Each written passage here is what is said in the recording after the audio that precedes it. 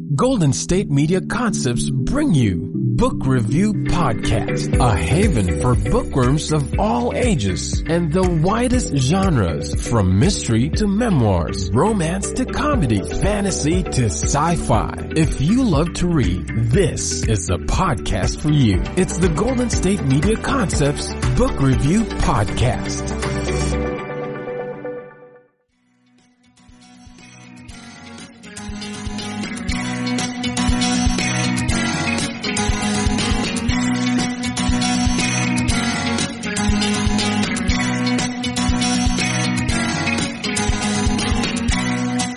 Hello and welcome to the GSMC Book Review Podcast, brought to you by the GSMC Podcast Network. I am your host, Sarah, and it's Tuesday. I don't always know what day it is, but I know today is Tuesday. I double-checked to make sure that I would get this podcast out on the right day.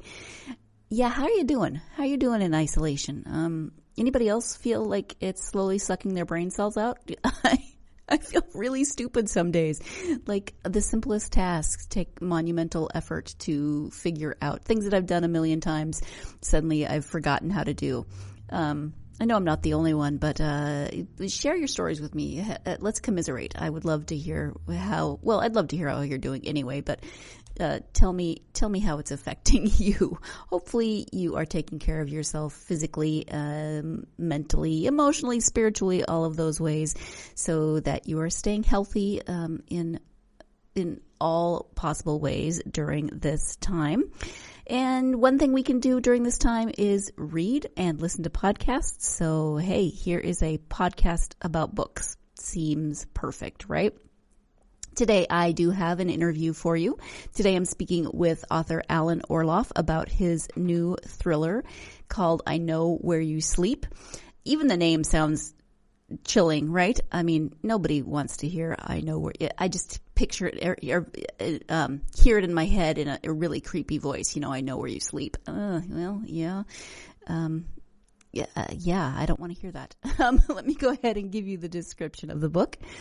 When Anderson West takes on the pro bono case of Jessica Smith, a 20-something restaurant hostess being stalked, the last thing he expects is for his investigation to spiral into breaking and entering, assault, and legal threats from the suspects and the victim.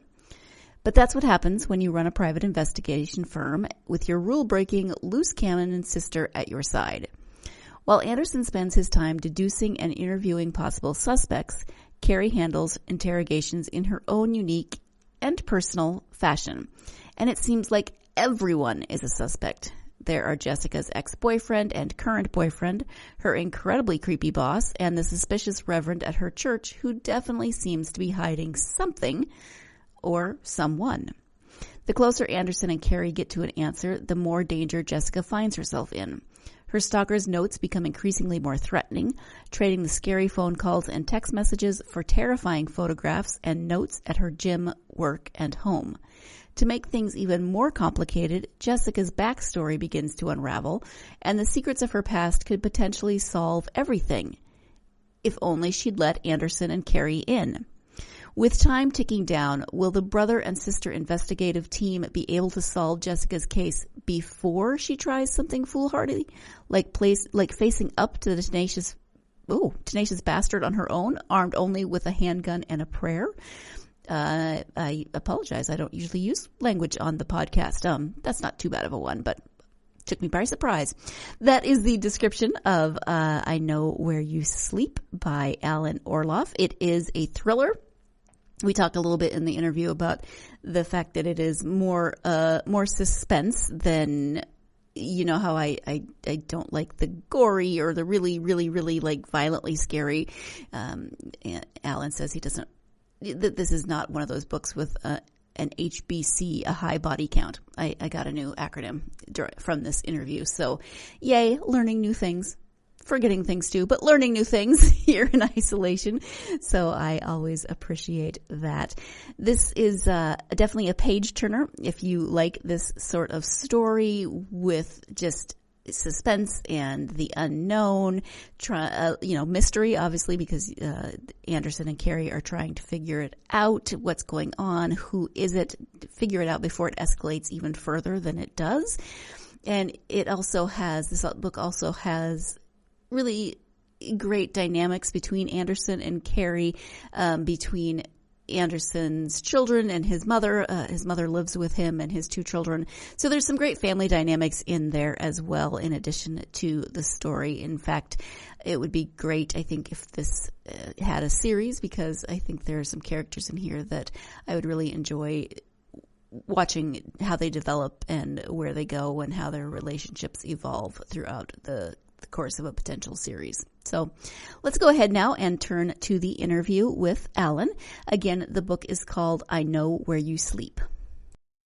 Hi, Alan. Welcome to the podcast. Hi, Sarah. Thanks so much for having me. It's a pleasure to be here. I am very happy to have you here to talk about your book, I Know Where You Sleep.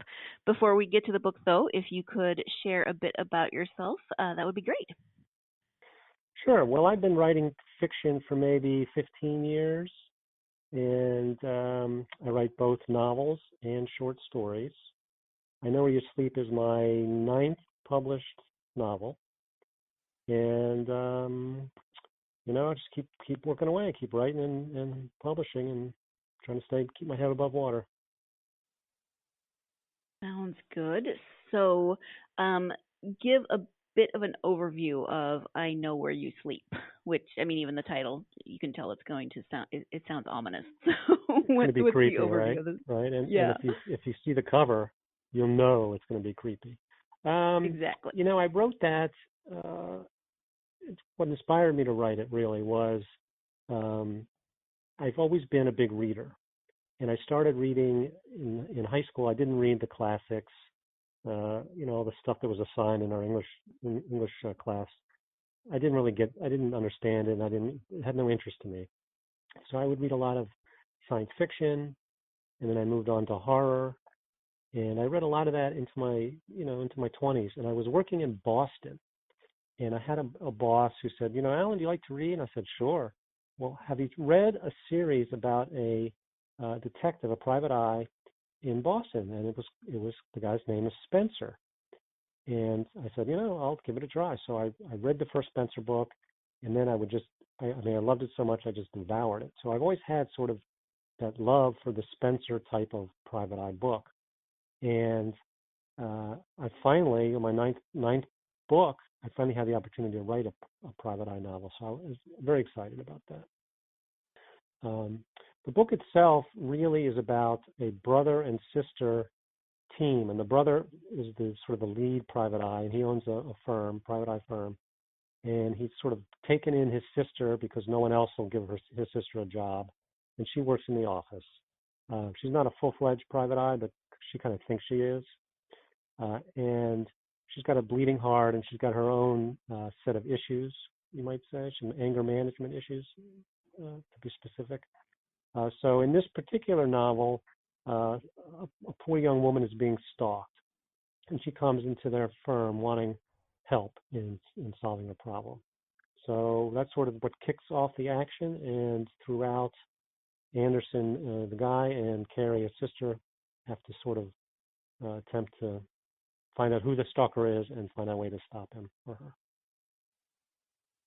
Yeah, and of course, it's never as simple as it seems. There's always hidden secrets in books like this, and of course, I won't go into them because we want people to read the book. Thank you. Let's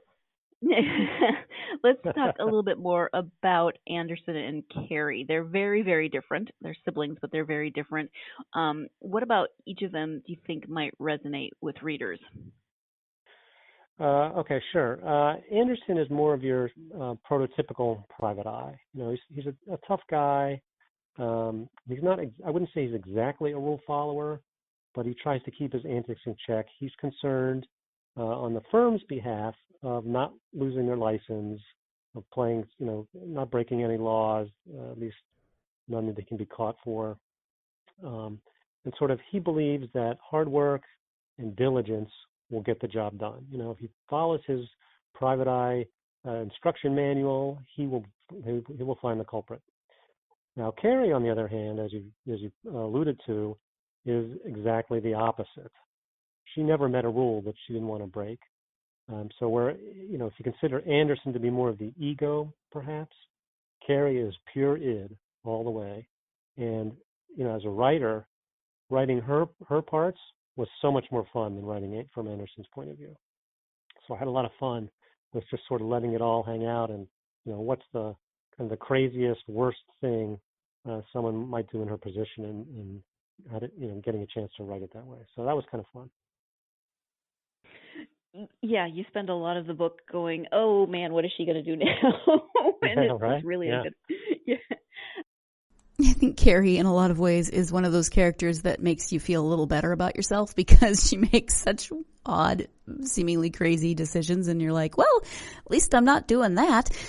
She's very interesting, and I don't know if she's exactly likable, but she keeps you engaged for sure.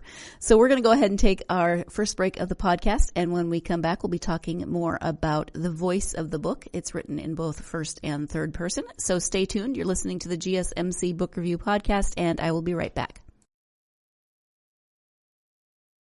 Are you tired of the same old news? Are you sick of the seemingly endless political spin and negativity? The GSMC America's Still Beautiful podcast is a weekly news podcast covering all the top positive and uplifting news stories. We cover stories that will inspire, uplift, and remind you of the good in the world. Tune into the Golden State Media Concepts America's Still Beautiful podcast to get all the great and positive news stories of today. Download the GSMC America's Still Beautiful podcast on iTunes, Stitcher, SoundCloud, Google Play, or anywhere you find podcasts. Just type GSMC in the search bar.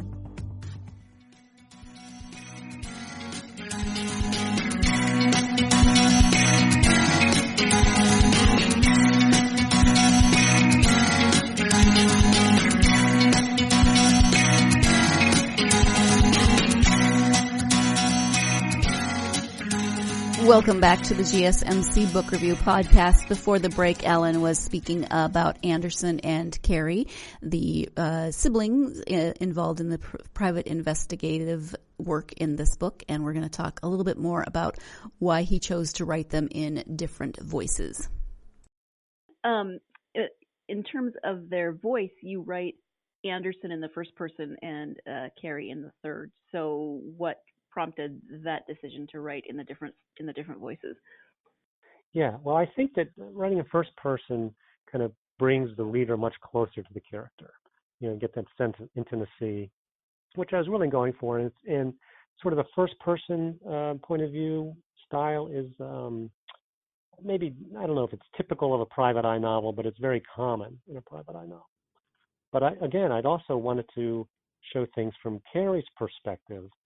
And I figured, a lot of books do it, have more than one first-person narrator. But when I read books like that, I get really confused. So I wanted to have a little distance between the reader and Carrie. Maybe I didn't want the readers to get too into Carrie's head for what might happen to them. But I thought it'd be interesting to sort of, have the main narrative in first person from Anderson's point of view, and sort of a secondary Carrie in third person. So I hope I pulled it off okay. I think I did. Yeah, absolutely. And I agree. Often when there's more than one character speaking in the first person, if it's not done well, it can be hard to figure out as you start each chapter who's speaking. Exactly. So their relationship is complicated. They're siblings. They work together. They are vastly different personalities. How does that relationship help to fuel the story or progress the story? They were raised from the same family, and I do show some of them. Another thing I enjoyed writing was sort of the family dynamics.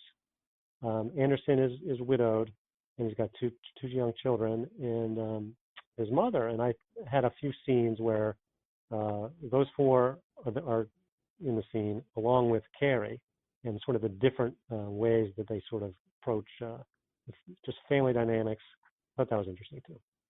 But both Carrie and Anderson have the same goal. They very much want to help this poor woman who's being stalked and solve the case.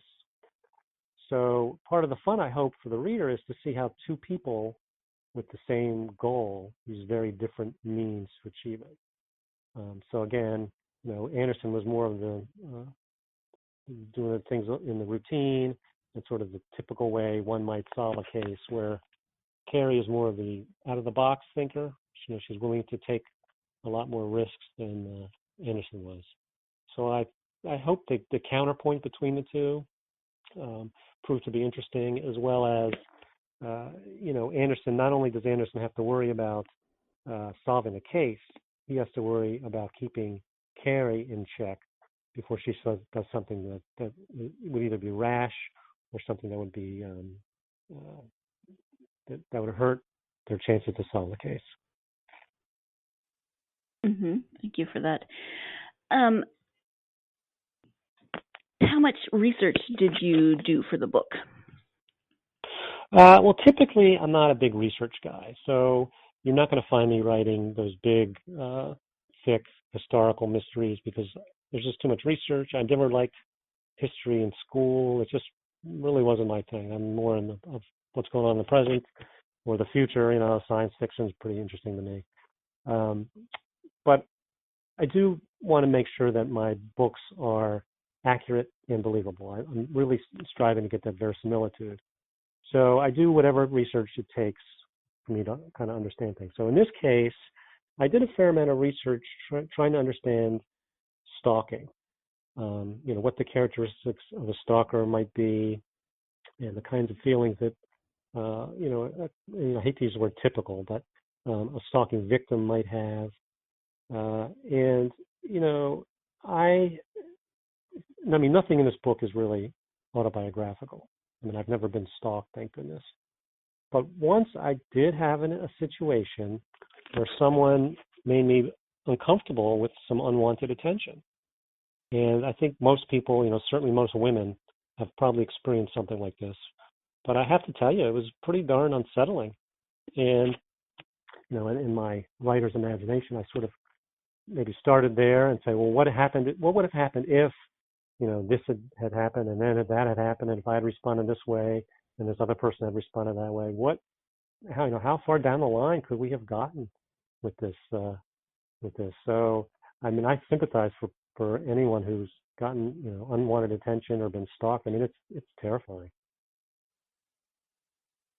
Absolutely, yes. I'm grateful that I have never been to that extreme as well. But like you said, I've had experiences that have left me unsettled. And right. I think even if people have not been full on stalked, they're going to be able to relate to the character Jessica, who is the one that they are trying to help, who is being stalked in this story. Yeah. I think most people have, to some extent, come across someone who has, sent their hackles up, something that they get some weird vibes from, and just imagine, if you dial that up, 10 or 100 times, what it might be like to have, a true, honest to goodness stalker after you. My goodness. Right.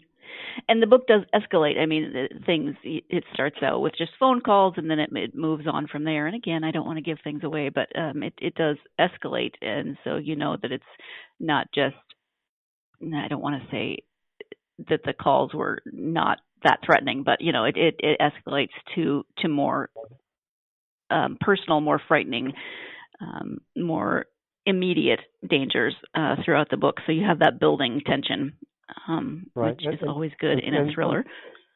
Exactly. And unfortunately, that's a fairly common pattern for stalking, which, again, during my research, I sort of found that out, that things can escalate very quickly and unfortunately, very violently.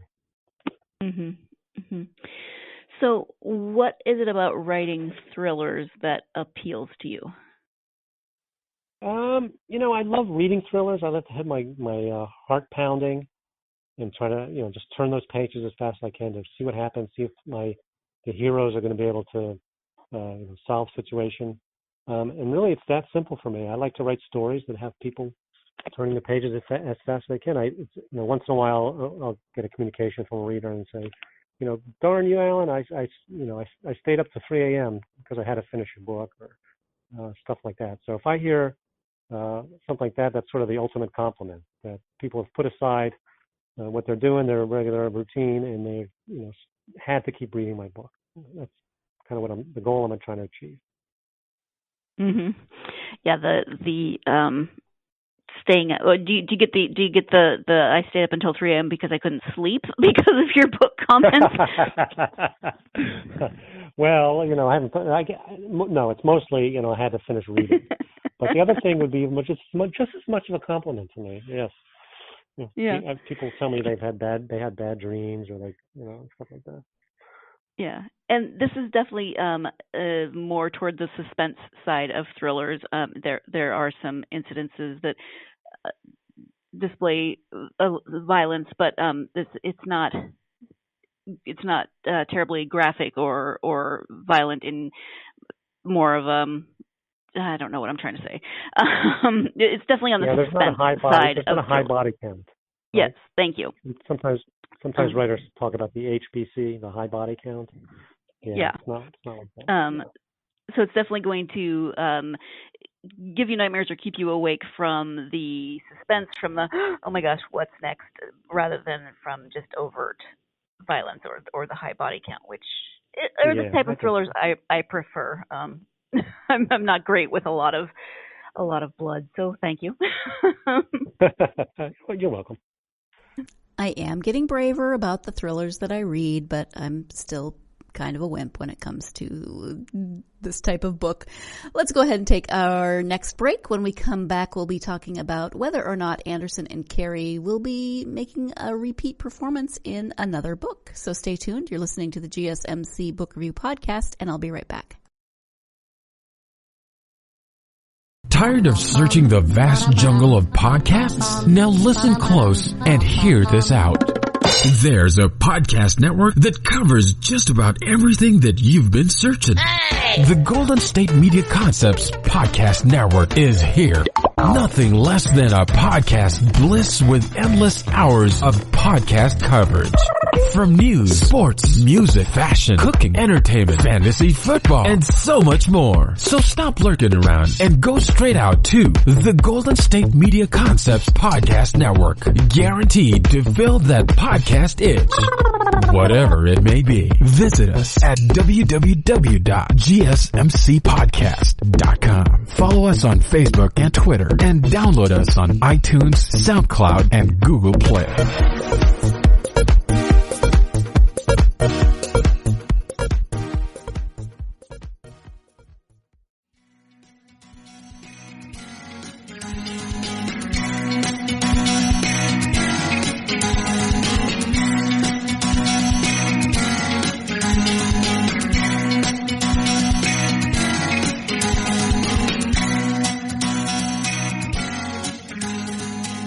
Welcome back to the GSMC Book Review Podcast. Before the break, I was once again confessing my factor when it comes to thrillers, but I am growing. I am learning to appreciate thrillers more than I ever did before.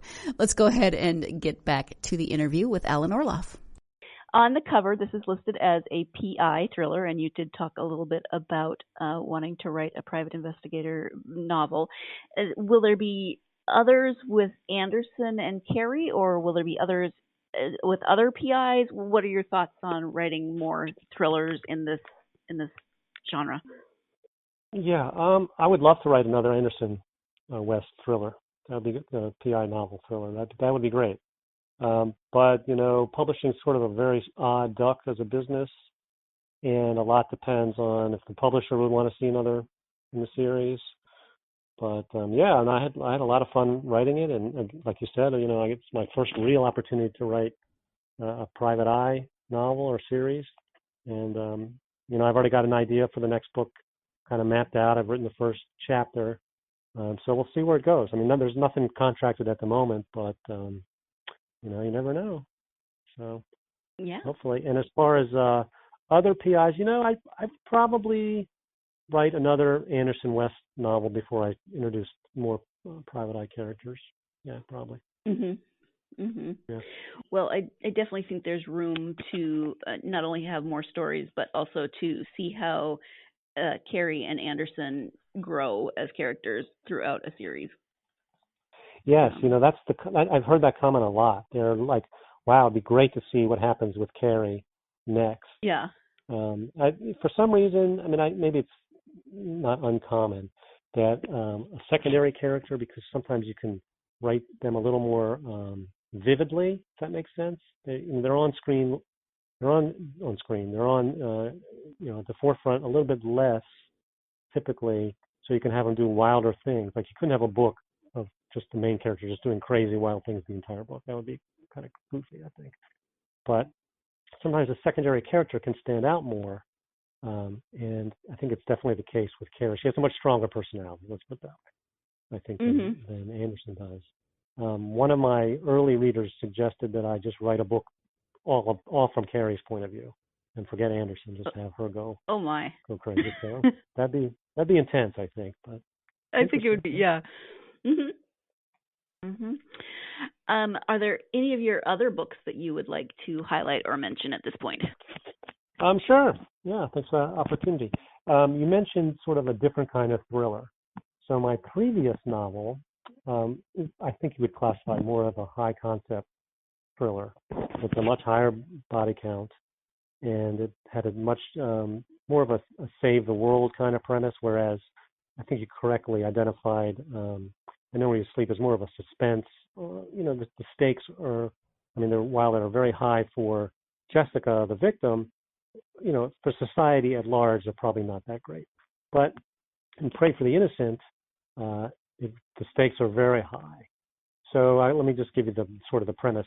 In the shadow of the Pentagon, so this takes place in D.C., there was a secret DOD, Department of Defense, experiment on brain research that has gone terribly wrong. So a special ops trained soldier escapes from the lab believing he is a Russian terrorist, straight from the pages of a 1980s spy novel. And he's on the loose, and the feds have to figure out how to catch this guy, and they turn to the only person they can, and that's the author of the book who wrote it in the 1980s, who's now a retired English professor who's a recluse who wants nothing to do with this. So while there's it kicks off with sort of a science fiction twist at the beginning, I thought that was a pretty cool premise for a novel. And it was fortunate enough to win the last year's Thriller Award for Best Ebook Original. So, and I got the idea. You may appreciate this. I got the idea for that novel, the premise. I woke up with it at 4 a.m. and it was practically fully formed in my head, which has never happened since. In fact, when I wake up and I don't have an idea like that, I'm a little bit disappointed every morning. But right. It was crazy. It's never happened before in the past, and I'm guessing it won't happen again, but it was nuts. Anyway. Did you write it down immediately, or did you remember it? Yeah. No, I wrote it down, and I remember the next morning, this was on a Sunday morning, so the next day I called my agent. I said, "You're not going to believe this. I woke up with this amazing premise of this idea for this novel. What should I do?" And she's like, "Okay, well, put aside the novel." I was working on a novel at the time. I was about halfway done. Put aside the one you're working on and just write this one. So I did, and it came out pretty much close to my vision. And it came out pretty good. So I was pleased with that. And it got an award, and so it must have been a really good 4 a.m. dream you had that you then woke up and. Yeah. Yeah. That's really cool. Pray that happens again. And I also have a couple of, while I'm talking about books, that I got a couple of stories in the anthologies that just came out this spring. Both pretty cool projects. One is called The Swamp Killers. And in it, there were 14 or 15 of us that sort of tell a novel in stories. So each of us tells a story, and they're sort of loosely connected to tell a larger narrative arc. And this sort of is a follow-up of an anthology pretty much the same group of writers did 2 years ago called The Night of the Flood. And so that's kind of an interesting project to see, have one story told. Yes? Yeah, I was just going to say, did Ed Amar work on that? Yes. Okay. Yeah. He's one of the co-editors. Okay. Yeah. He was on the podcast a while ago, and I remember him talking about the Night of the Flood. So that's really cool. Yeah. Yeah, it was very cool. Both. They're not your typical anthology. Let's put it that way. You get different voices and different tones and styles, kind of telling the same story. So it's pretty cool. And then another very interesting project that I'm involved with is an anthology where all of the stories are inspired by Joni Mitchell songs. And that's called The Beat of Black Wings, which is the title of one of her songs. And that just came out, 3-4 weeks ago. And I'm really honored to be included because the roster of writers is just a who's who of who's writing great short fiction in the mystery community. So if you're a Joni Mitchell fan, it's at least cool to see sort of the interpretations or sort of the jumping off points where different writers, the avenues they took to sort of based on her songs to come up with the inspiration for their story. So that was kind of cool. 2 follow-up questions on that. First, what Joni Mitchell song did you write about? Well, I picked I'm a pretty big Joni Mitchell fan. I picked mine based on the title. Most of the other writers picked it on the song, whether they like the song or the lyrics or whatever. I chose mine almost exclusively on the title because the song I picked was Sex Kills. And I thought that would provide me with many opportunities to come up with a great story. So, yeah, so that was pretty cool. And then my second question is, how on earth did somebody, that's really fascinating. Somebody is just listening to Joni Mitchell and they think I should get a bunch of writers to write stories based on her songs. How did that come about? Do you know? Well, I'm pretty good friends with the editor, Josh Pachter. And he has a story where he had come up with a short story with the character's name was Killer Kyle, which was a Joni Mitchell song from one of her songs, lyric from one of her songs. And he tried to place it, and he couldn't really. And then at the same time, he sort of noticed that there were other anthologies based on artists' music. Like there's a Bruce Springsteen anthology, and there's a Steely Dan anthology, and a Go-Go's anthology. And he thought, you know what, why not Joni Mitchell? So that's sort of where the idea was born. And yeah, I've read a few of the stories so far, and they are just terrific. So I'm looking forward to reading the rest of them. Yeah, and what was the name of that one? It's called The Beat of Black Wings. And let me add that 1/3 of the proceeds are going to be donated to the Brain Aneurysm Foundation, the Brain Aneurysm, whatever I think it's foundation. Joni Mitchell had a brain aneurysm a few years ago, which she's recovered from. So we thought that would be nice to donate some money to that. Yeah, absolutely. That's great. I always love hearing where people come up with ideas for things like anthologies or really ideas for anything. I'm just fascinated when they have an idea and then they execute that idea and it works and it's great. I feel like I have ideas, but they just swirl around in my brain. I'm sure I've done something with an idea once or twice, maybe. I'll think about that. I'll get back to you. Let's go ahead and take another break.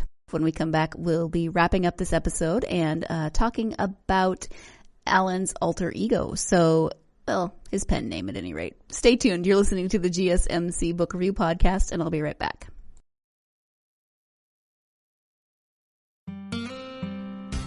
Pets bring such joy to our lives, and the GSMC Pets Podcast is here to share in that joy. We'll tell stories of pets finding their forever homes, acting in unexpected ways, being helpful, or just being silly. Whether you love dogs, cats, llamas, reptiles, fish, or you've never met an animal you didn't like, the GSMC Pets Podcast is for you.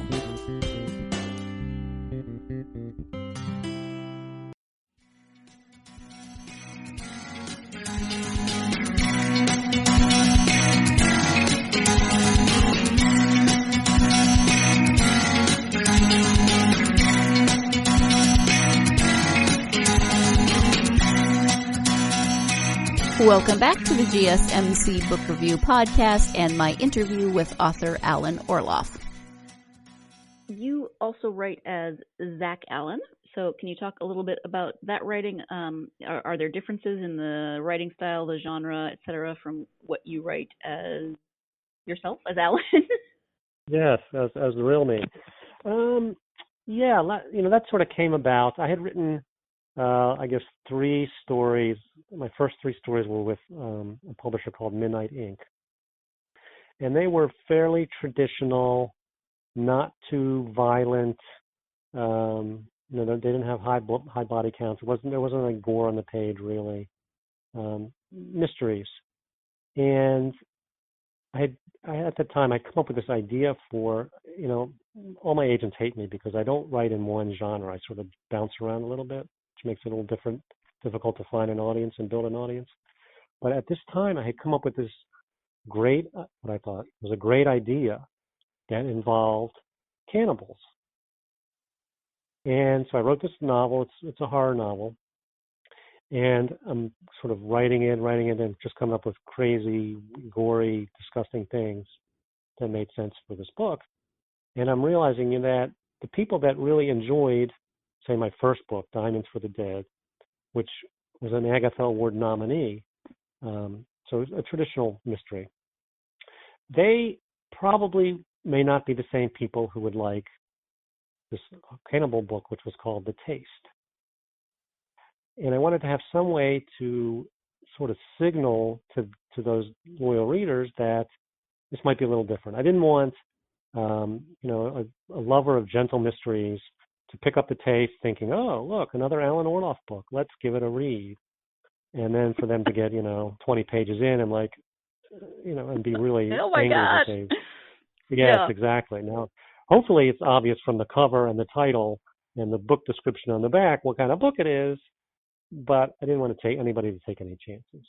So that was sort of where the Zach Allen originated.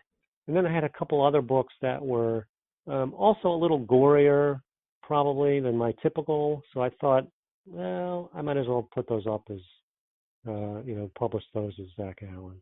At some point, I may go back to my backlist and just make them all Alan Orloffs. I haven't decided. Yeah, but there probably won't be any more Zach Allens coming out, unless I think of another horror novel, and then maybe. You just never know. That might be your next 4 a.m. Right. revelation. Exactly. Yes. What are you working on right now? What am I working on now? Well, I've got a book that's finished, that's making the rounds. Editors are reading at different publishers. And that's, it's another, I would classify that as a suspense novel. And I'm in the middle of trying to revise another book that's about sort of a family of con artists. And, I wrote pretty much an entire first draft, and I sort of realized things just didn't come together the way I wanted. So I'm in the process of going back and trying to revise and move things around and rejigger everything. So that's kind of what I'm into now. And I'm still, writing the occasional short story if I find something that's interesting. One, I just sold a short story to Alfred Hitchcock Mystery Magazine called Gator Palooza, which I'm not sure when that's going to be published. Hopefully within the next year. So I've got a lot of things going on. Yeah, you do. So when did you start writing? Is it something that you've always wanted to do? Have you always written, or did you start writing later in life? How did that work for you?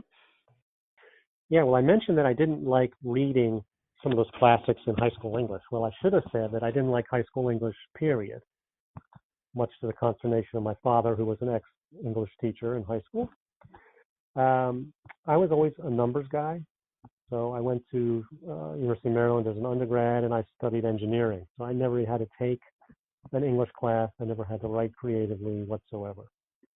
I did engineering for a little bit. I didn't really like engineering, so I went back to business school in which case I never had to take an English class, never had to do any creative writing. So throughout most of my career, I never had to do any creative writing. I never took a creative writing class. I didn't know anything from anything. So maybe 15 or 20 years ago, I sort of looked to my wife and I said, I think I want to write. And then I had to bend over and pick her up because she had fainted, and I revived her, and she's like, okay, well, whatever. So being the engineer that I was, I wrote a few proof of concept short stories, and they weren't horrible, so that kept me going. I took an adult ed class at the local high school, introduction to creative writing or something. And as part of that, I had to write a short story, and it didn't stink. And the instructor was complimentary. She said, you know what, this is not so terrible. This has some promise. The first thing you do is need to get rid of all the semicolons that you use, but otherwise, it had some potential. So I kept at it, and I took more workshops, and I joined up with some critique groups and kept working on my craft, and kept writing novels, manuscripts, and submitting them and trying to get agents and so on. Sort of the typical way that a beginning writer tries to break into the business. And I just kept at it. I didn't give up, and I got an agent, and I sold a book, and so on. So no, it's not something I always wanted to do. Something that came to me rather later in life. I've always been a big reader, though, and I think that's what sort of propelled me forward. Yeah. And in terms of reading, then, you mentioned you didn't like the classics in high school. You preferred horror or thriller. Does that tend to be your go-to genre now, or do you have favorite genres or authors that you like to read for yourself? Yeah. Well, most of what I read is in the mystery, thriller, crime fiction genre. I have a lot of friends that I've met at these conferences and conventions and at various other events. So I like to read their work and support them. So I read a lot of my friends' books and so on. I'm not going to mention them because I'm sure I would leave somebody out. I do like to read, I read Stephen King. I'd like to read horror when I get a chance. Once in a while, I like to read science fiction. So it's sort of the same, and I've been reading those all my life. Once in a while, I like to read some young adult fiction, too. Coming of age story, something like that.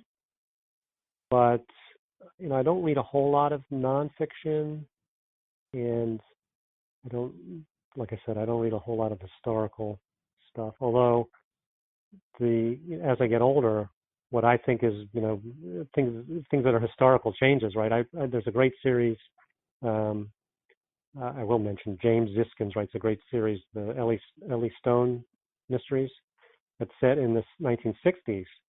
And in some classifications, that's a historical mystery, right? But, I don't want to date myself. That doesn't seem like so historical to me. Right. It's not like Regency or something like that. Right. Someone was saying that they wrote a historical short story that took place in the 80s. I'm like, what? The 1980s? I know. I think in the 1880s. No, but he was talking the 1980s. I'm like, wow. Yeah.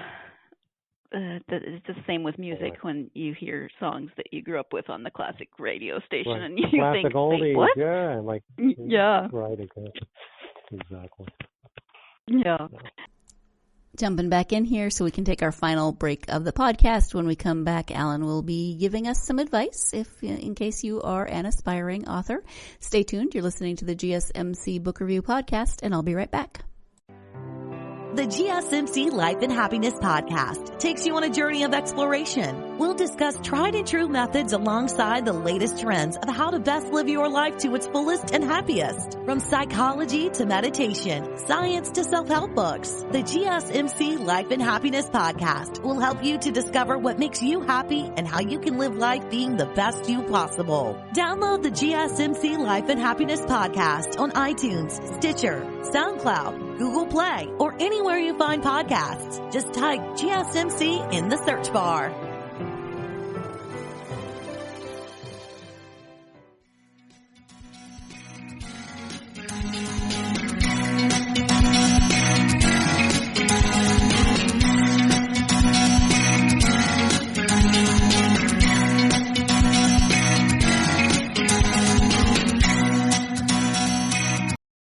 Welcome back to the GSMC Book Review Podcast and the conclusion of my interview with author Alan Orloff.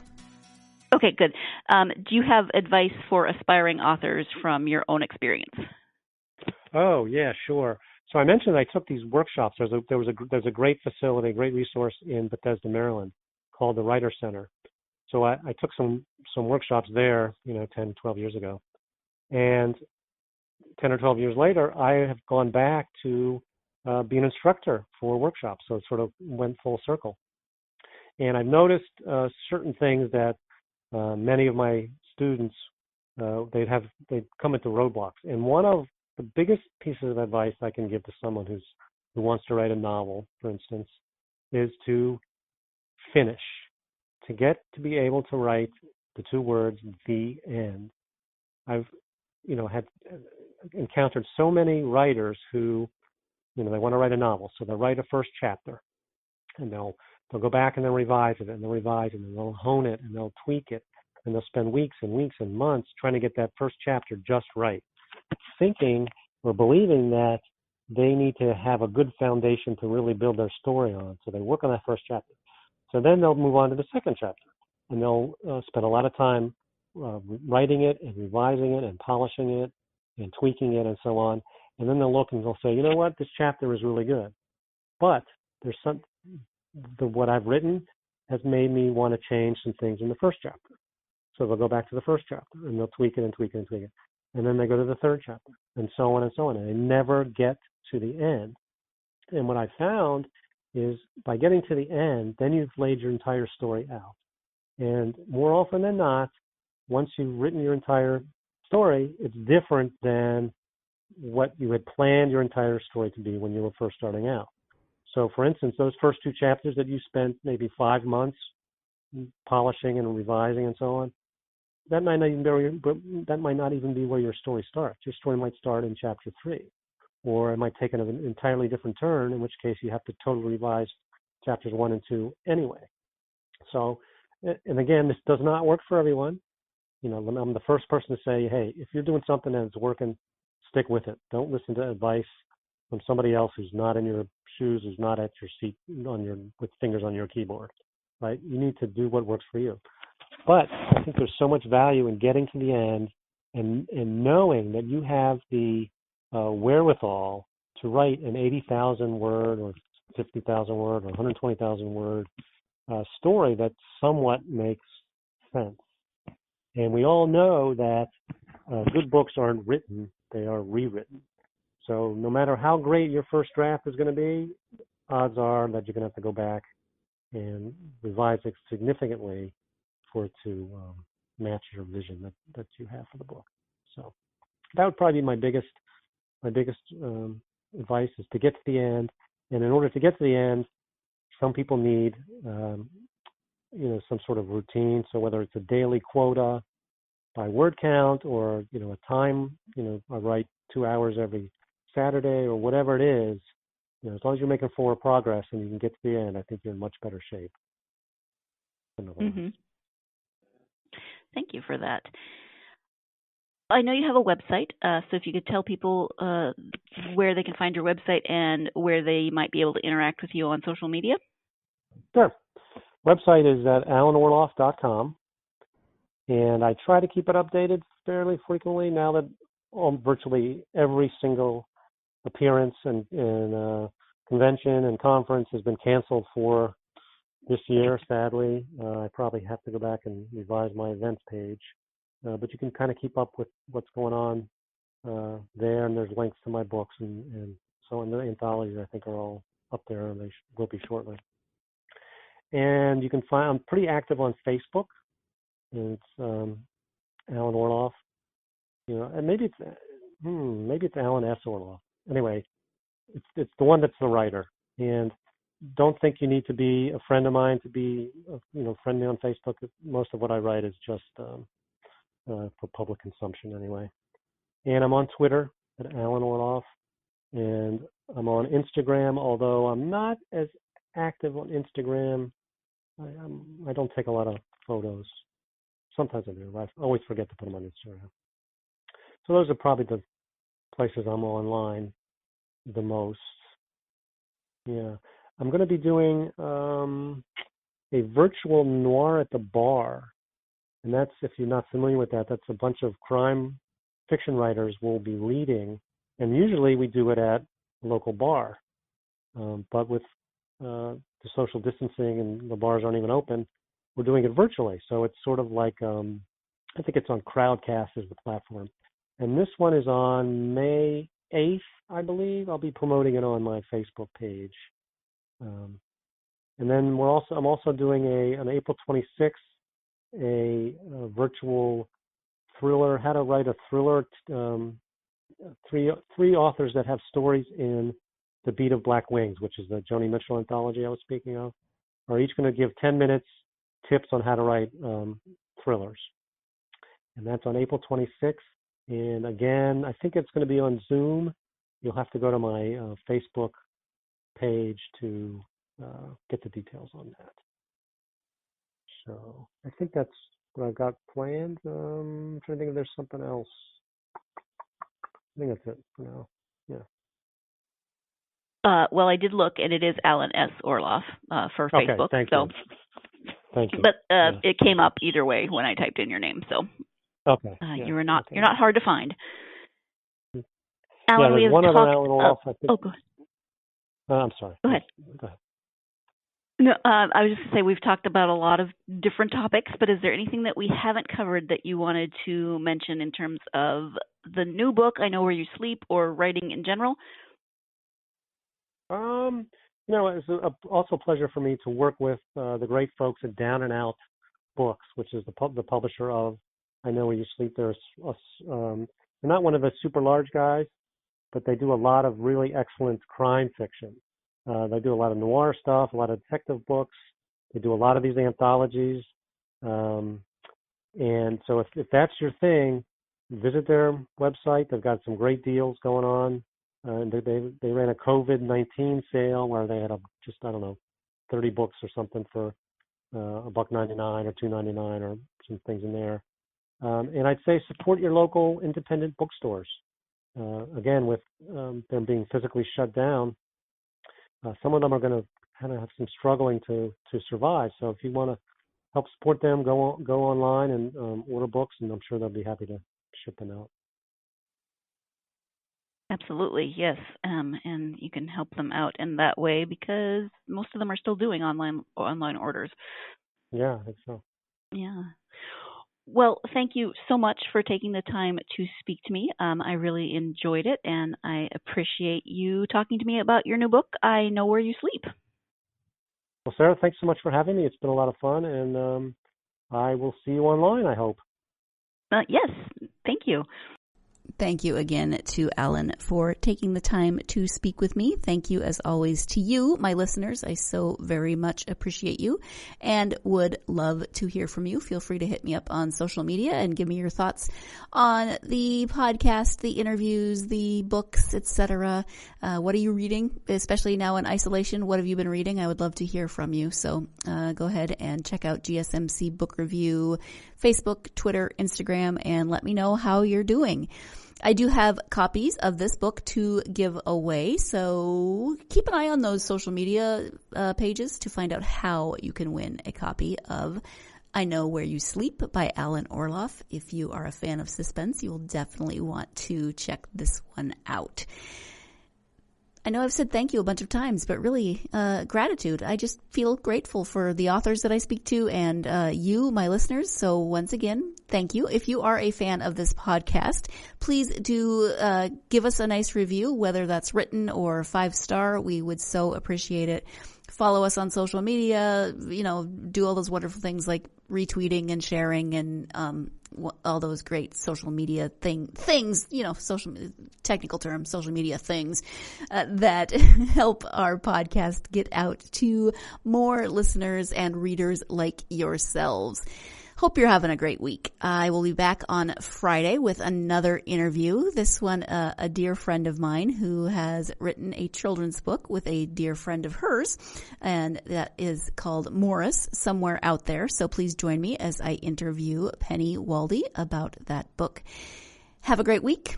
Hope you're staying safe, staying well, staying sane, whatever it takes. And I hope you have, I'm pretty sure unless you're an essential worker, you do have plenty of time. But I hope you're taking the time to get lost in a good book. Thank you. You've been listening to the Golden State Media Concepts Book Review Podcast, part of the Golden State Media Concepts Podcast Network. You can find this show and others like it at www.gsmcpodcast.com. Download our podcast on iTunes, Stitcher, SoundCloud, and Google Play. Just type in GSMC to find all the shows from the Golden State Media Concepts Podcast Network, from movies to music, from sports to entertainment, and even weird news. You can also follow us on Twitter and on Facebook. Thank you, and we hope you have enjoyed today's program.